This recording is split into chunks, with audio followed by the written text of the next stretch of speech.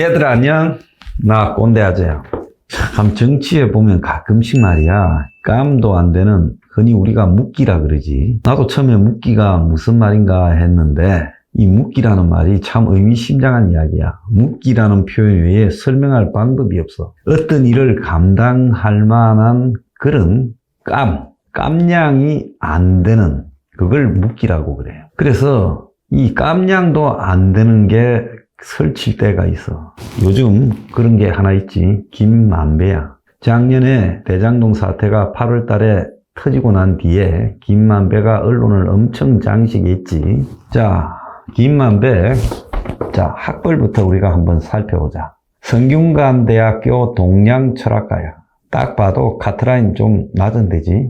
그리고 무슨 머니투데이 법조팀장의 부국장까지 올랐대. 자, 머니투데이.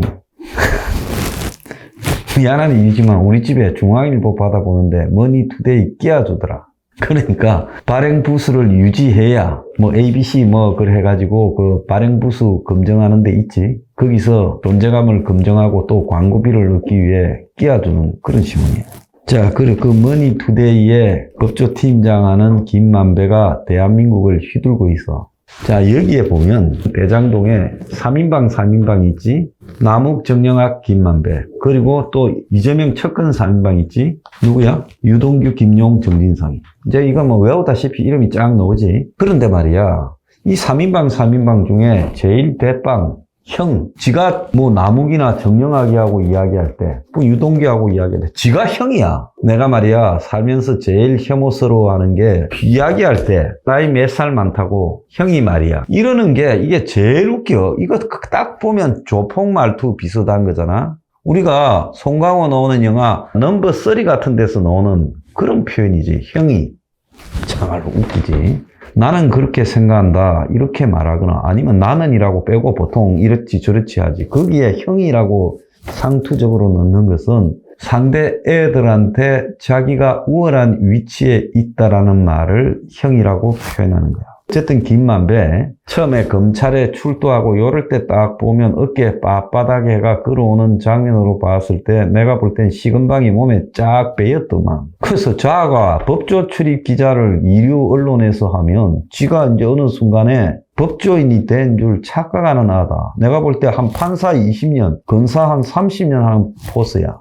자, 근데 자가 화천대유, 그러니까 이재명이가 해먹으려고 만드는 이 성남의 뜰, 그것이 밑에 화천대유 만들어서 그걸로 하여금 모든 일을 다 하겠지. 그래서 땅을 성남시가 수용해서 싼 가격으로 성남 도계공을 앞세워서 수용한 땅을 업자들한테 비싸게 팔고 지는 좀 싸게 받고 이래가지고 땅 장사해서 4,040억 벌었고, 그 다음에 시행사업을 하고, 이 두 군데 다 지금 화천대유라는 회사에서 좌우했는데 거기에 회장이 김만배야. 근데 처음에는 우리가 다 아는 남욱 변호사가 이걸 하려고 회사까지 만들어 놨어. 남욱이 구속된 적이 있다. 이전에 대장동을 해먹으려고 돈 뿌렸다가 그걸로 구속됐는데 김만배가 그 남욱에 대해서 뭐 김수남한테 이야기했다 어쨌다 뭐 이런 이야기가 나오지. 수원지검장 그런 걸 해놓고는 그 다음에 남욱의 힘을 쫙 빼. 니는 안 된다. 니 회사 갖고는 안 된다. 형 보고 맡아라 한다. 김수남이도 그렇게 생각한다. 요렇게 딱 말했지. 이재명이도 그렇게 생각하고.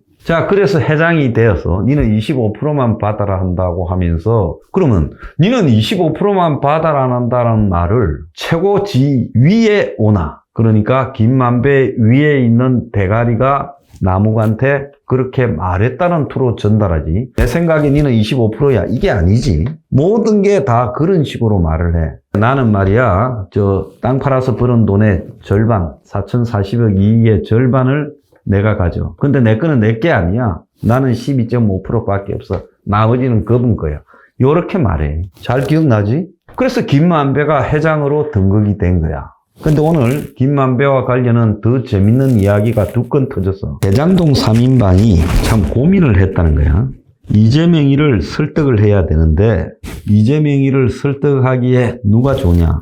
김만배가 수원 토박이라서 이재명 쪽에 지인이 많고 기자 생활을 오래 해서 유력 정치인과 친분이 많다고 다른 기자한테 들었다는 거야. 그러면서 나무기는 김만배와 가깝고 이재명에게 영향을 미칠 수 있는 정치인들로 이광재, 김태년, 이화영 이 세 사람이 있다. 그러니까 김만배가 이 세 사람을 통해서 이재명을 설득하면 되지 않겠느냐 이렇게 생각했던 것 같다. 그래서 2011년 말 2012년 초에 김만배가 이 세 명을 통해서 이 시장을 직접 설득하겠다고 나섰고 그래서 공영 개발을 민간 합동 개발로 돌리기 위해 로비를 시작했다는 거야. 그래서 나무기는 김만배 이야기 외에 직접 확인한 사실은 없지만 김만배가 실제로 그런 걸 했는지 안 했는지는 모르지만은 어쨌든 그런 과정을 통해서 이 사업이 나무기 원하는 대로 됐어. 그러면서 김태년이에게 2억을 전달했다는 이야기까지도 했어. 자, 법정에서 나온 이야기니까 맞겠지. 또 김만배가 2011년에 도이치모터스 그 김건희 주가 조작 그런 의혹과 관련한 그 회사의 사장을 만나가지고 도이치모터스에 돈을 잃었다라고 하는 사람의 확인서를 가지고 돈 줘라 협박했다라는 말까지 나왔어. 물론 돈 잃었다는 사람은 내가 김만배한테 부탁한 적 없고 김만배가 내 확인서를 보고 갔다. 요렇게 지금 말을 했지. 자, 그러면 김만배는 일찌감치 윤석열 부인 김건희의 여러 가지 의혹에 대해서 알고 있었다. 이렇게 우리가 해석을 할 수도 있지.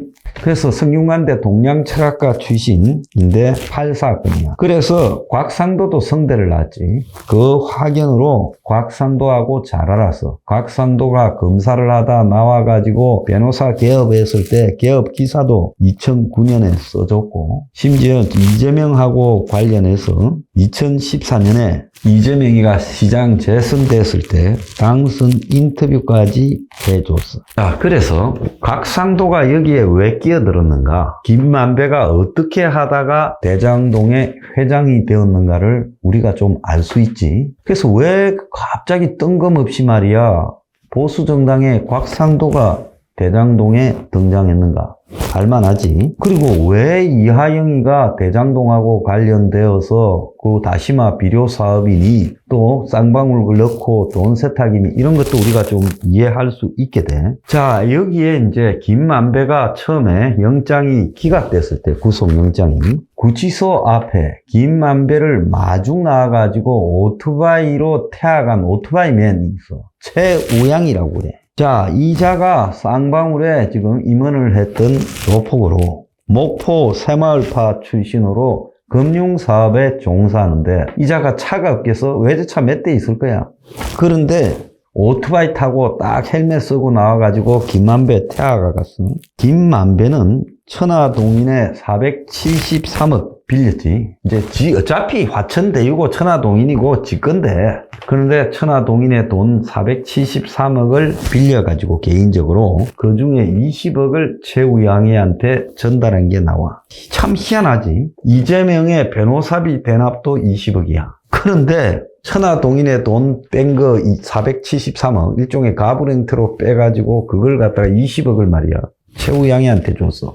이 쌍방울이 돈 세탁기 노릇을 했는데 그 중에 대장동 돈도 들어있고 이재명이 변호사비 대납도 들어있을 가능성이 높다고 말을 황 대표가 여러 차례 했지. 그래서 김만배는 말이야 최우양 전 쌍방울 대표가 김성태 쌍방울 사실상 오너를 소개했다고 하는 거야.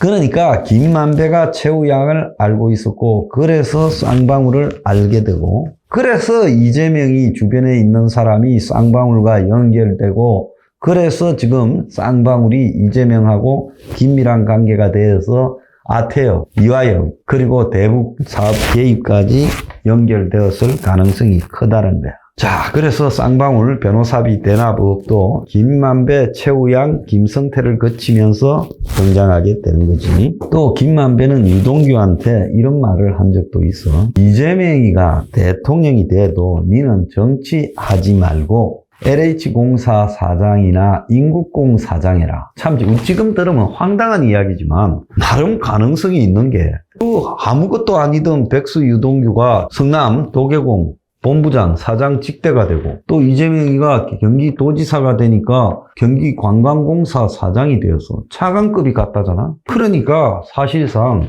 이 유동규가 그렇게 급속하게 성장했으니 이재명이가 대통령이 되면 유동규가 LH 사장을 하거나 인천국제공항 사장을 하는 게 별 무리도 아니지. 자, 그런데 이 김만배가 말이야 굉장히 건방진 소리를 하나 하는 게 있지. 윤이 정치적으로 뜻이 있다 이런 말들이 거론될 때 김만배가 윤석열 죽일 카드가 있다라는 말을 한 게 나와. 윤이 2021년 10월에 국감에서 정치한다는 뜻이냐라고 막 이렇게 민주당 의원들이 물으니까 적답을 회피했는데 말이야. 이럴 때 김만배가 윤은 내가 가지고 있는 카드면 죽어 이렇게 말했다는 거 다 기억하지? 그래서 정확하게 보면 녹취록에 정령하게 하고 대하는데 윤석열이는 형이 가진 카드면 죽어요. 형은 그 계통에 안 나서려 그래. 참 금방지잖아요. 나는 말이야 마음만 먹으면 윤석열 죽여. 내가 정치하려면 얼마든지 할 수 있지만 그거는 안 하려고 그래. 김만배는 알지. 돈 버는 게 정치하는 것보다 훨씬 낫다고. 그래서 지가 동생이라 부르는 것들 좋은 데 보내놓고 계속 돈 벌어 먹으려고 한국의 재벌이 되려고 했던 것 같아. 자, 우리가 저 오만한 김만배의 출발이 어디서 나왔는지, 왜 김만배 수사가 잘 안 되고 있는지, 왜 돈을 안 맞추고 있는지, 김만배가 이재명이하고 어떻게 연결되었는지, 쌍방울하고 또 어떻게 지금 김만배가 얽혀 있는지 우리가 김만배를 오늘 연구한 결과 답이 나오는 거야. 자, 여러분 잘 알겠지? 알간? 에이 오만한 김만배 내 쌍근 총을 받아라. 너 지금 뭐 간 큰 채 이렇게 까불지만 너 가는 거 시간 문제야. We are